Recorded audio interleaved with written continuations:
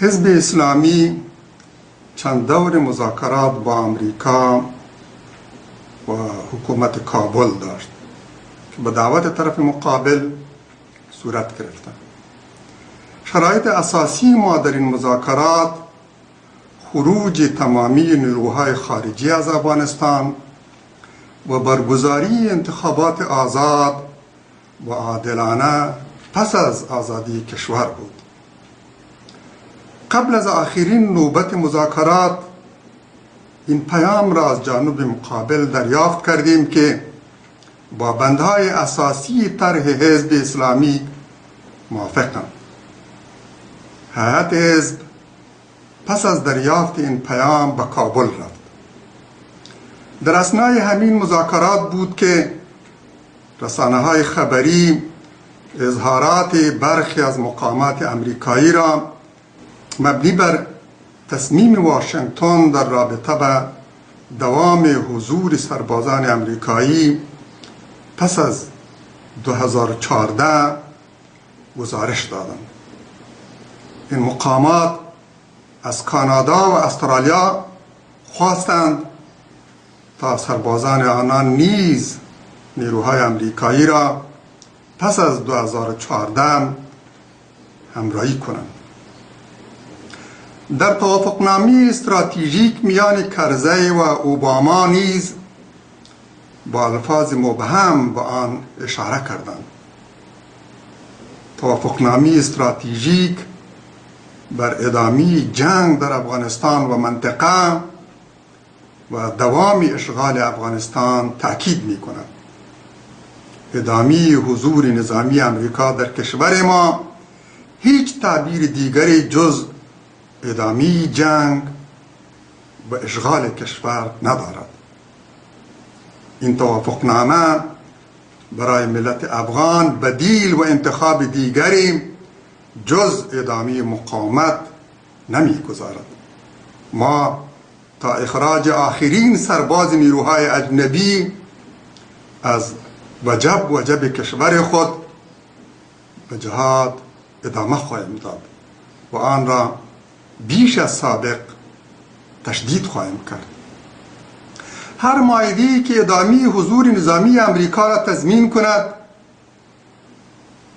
جنگ غرب علیه اسلام را جنگ ضد تروریسم بخواند، به اشغال کشور مشروعیت بخشد، از نظر ما و فرد ملت مؤمن ما محکوم و مردود است.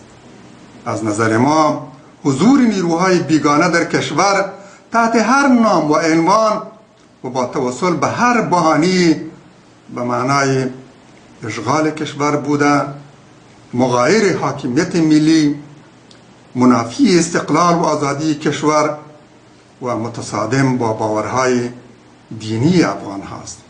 معتقدیم که جز عناصر ذلیل، فرومایه و غلام صفت هیچ افغان سربلند و مؤمن با آن توافق نخواهد کرد، حتی اگر این حضور برای چند روز هم باشد.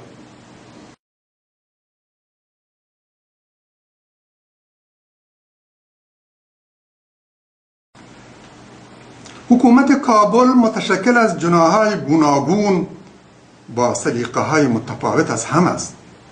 وجه مشترک آنان فقط همسویی با اشغالگران و توافق با حضور نیروهای بیگانه در کشور است. عکس‌العمل این جناح‌ها در برابر طرح حزب اسلامی متفاوت بود. برخی با طرح حزب اسلامی جز یکی دو بند آن موافق بودند.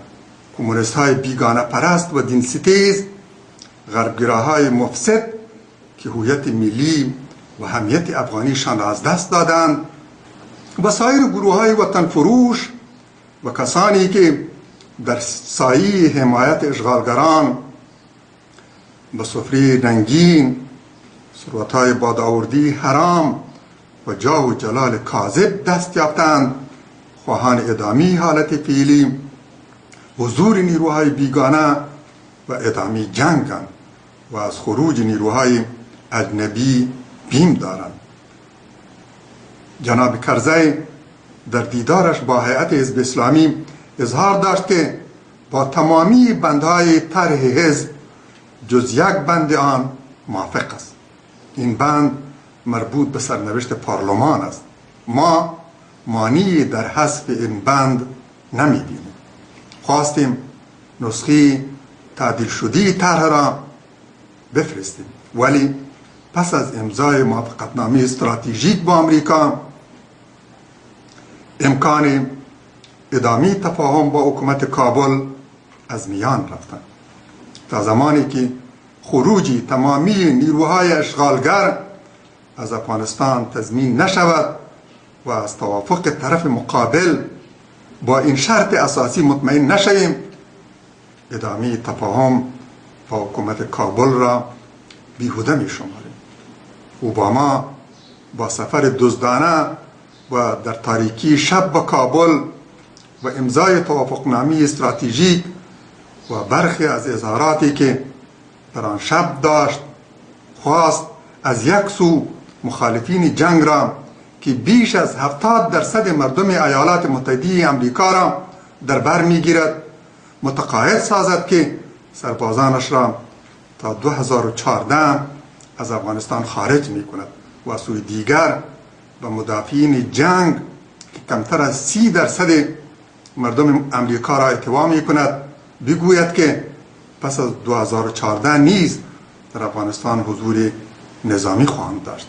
میخواست این مطلب را در توافقنامه بگنجاند، ولی در آخرین لحظات آن را حذف کرد و به صیغه مبهم درآورد و چگونگی حضور نیروهای امریکایی پس از 2014 را مبهم گذاشت.